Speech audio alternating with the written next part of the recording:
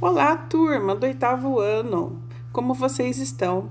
Aqui mais uma aula de História Regional com a professora Suzana. Sejam bem-vindos. Assistam a esse vídeo, onde eu vou estar explicando aqui a nossa atividade, o porquê dela. Muito bem. Vocês que eram do sétimo ano devem ter estudado a Geografia Regional. E com certeza vocês viram Mato Grosso do Sul. Mas este ano, a Secretaria de Educação fez uma outra proposta, em que a gente vai estudar História do Brasil aqui na História Regional. O que não deixa de ser uma História Regional. Por quê? Com o professor de História Geral, vocês vão estar estudando os fenômenos ocorridos no mundo naquele período. E aí, nós vamos para algumas regiões do Brasil estar estudando, então, o que se passava no Rio da Bahia, no Rio de Janeiro, entendeu? Então, a gente vai ter essa nova proposta aqui, que facilita um pouco o ensinamento do professor, porque é um conteúdo mais tranquilo e é um conteúdo muito importante, que é a base lá do nono ano, onde a gente trabalha a história do Brasil. Tudo bem? Então, vai ser importante. Só fazendo essa explicação inicial. Por isso, eu trouxe um texto para vocês, para a gente conhecer um pouco desses termos que a gente usa na história do Brasil. E, às vezes, eu posso estar falando, ou mesmo aparecer no livro didático, e você falar, mas o que é isso mesmo? Bom, então vamos lá junto? Eu coloquei um texto assim, acompanha comigo. Conheça os novos termos para o estudo da história do Brasil a partir de 1500. Tudo bem? Então, a gente aqui não vai entrar na pré-história brasileira, é um conteúdo lá do sexto ano. Tudo bem? A gente vai falar, então, a partir de 1500. Tudo bem? Então, tá lá assim. Ao iniciar o estudo sobre a história do Brasil, a partir de 1500, é necessário nos atentarmos para alguns termos que usaremos. Então, esse texto que eu escrevi, ele vai abordar justamente isso. Alguns termos que a gente vai usar. Vocês vão perceber que tem vários termos em negrito, justamente para chamar a atenção de vocês para esses termos. Vamos falar aqui de um deles. É um termo novo, né? Porque não se usava até então, que é a América Portuguesa, né? A gente fala América, você até esquece que o Brasil faz parte da América, não é verdade? Então, a América Portuguesa é a parte da América que os portugueses ocuparam. A gente usa também hoje o termo América Espanhola. O que é isso, gente? É a parte da América que os espanhóis ocuparam. Bolívia, Peru, Colômbia, Argentina, o Chile. Tudo bem? Professora, mas quando eu escuto América Portuguesa, eu estou falando do Brasil? Sim, você está falando do Brasil, é isso mesmo, tá bom?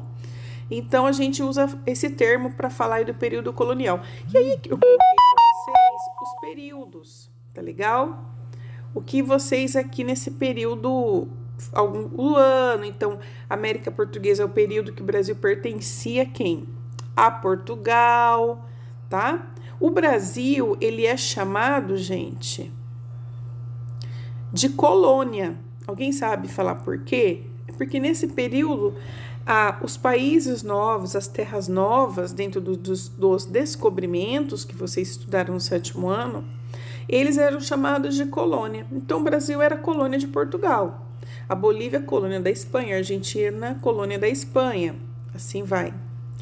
E o país sede, aquele que ia lá e encontrava, porque eles já existiam, né? É chamado de metrópole, tudo bem? A metrópole, muito bem. E quem morava no Brasil? Eram os colonos. Então, se às vezes eu falo assim, os colonos participaram da Conjuração Baiana. Oi? De quem ela está falando? Das pessoas nascidas no Brasil, o que vinham para o Brasil, também eram chamadas de colonos. Tá tudo bem? Então, olha, quem era aqui, siga comigo o segundo parágrafo, por favor. Quem era nascido no Brasil colônia ou portugueses que moravam no Brasil eram chamados de colonos. Outro termo que usaremos é colonização. Colonização, que tem o sentido de ocupação, tá? E também de exploração, né? E vamos aqui no próximo parágrafo. Usaremos muito nas aulas de história o termo coroa portuguesa, principalmente quando a gente for falar lá da independência do Brasil. Ah, coroa portuguesa, então a gente vai usar esse termo, tudo bem? Ou termo sinônimo do rei de Portugal. Então, quando estou falando coroa portuguesa, é o rei de Portugal. Vamos para o próximo parágrafo? Outra informação importante é que, como a história do Brasil é longa, né? É de 1500 até 2020, esse texto eu escrevi o ano passado, mas seria até 2021.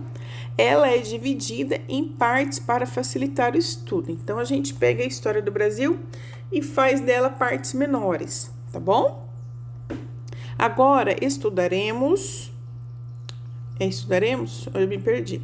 Agora estaremos estudando a história do Brasil colonial. Na verdade, a gente não vai estudar a história do Brasil colonial, né? Nós vamos pegar mais o final do Brasil colonial, tá bom? Não a história toda que vocês estudaram lá no 7º ano. Ou Brasil colônia. Ou Brasil colônia, perdão, falei errado, ou Brasil colonial. Período que o Brasil era uma colônia de Portugal até o ano de 1822. Alunos, tem datas que vocês precisam saber, não é decorar. Mas em 1500, legal. Mas você tem que saber que 1822 foi a independência do Brasil. Lembra lá, 7 de setembro, independência. Você tem que saber disso, porque é um marco na história do Brasil, que com a independência nós vamos ter outro período bem longo, que é o chamado Império, que é o nosso foco aqui no 8º ano, tá legal? Então aqui, no 8º ano, último parágrafo, vamos estudar o Brasil Império por um período bem extenso, que a gente divide em 3 partes. Primeiro, reinado, regência e depois segundo reinado.